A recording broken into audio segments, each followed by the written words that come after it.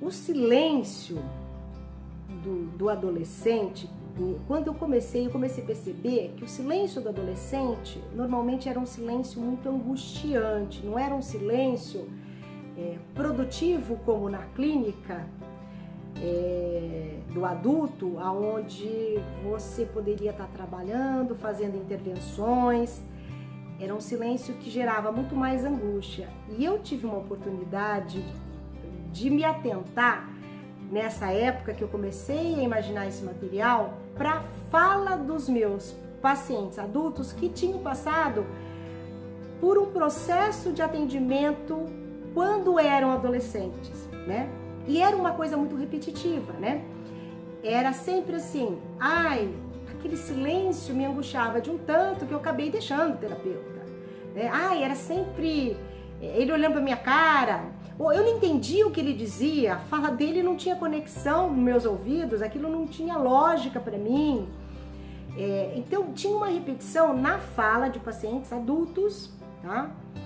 Que relatavam como eram os seus atendimentos quando adolescentes.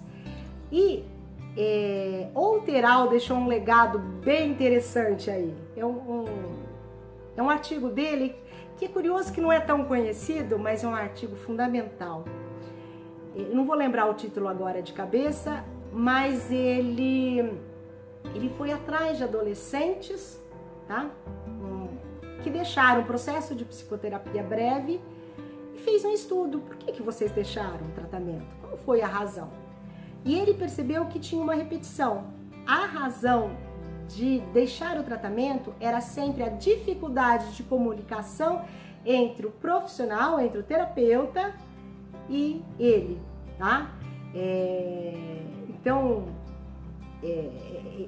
esse estudo é bem interessante, eu acho que ele merece até ser mais aprofundado, mas do que eu vejo na clínica, esta é realmente uma repetição. Então, o objetivo do material é de fortalecer esse vínculo, tá?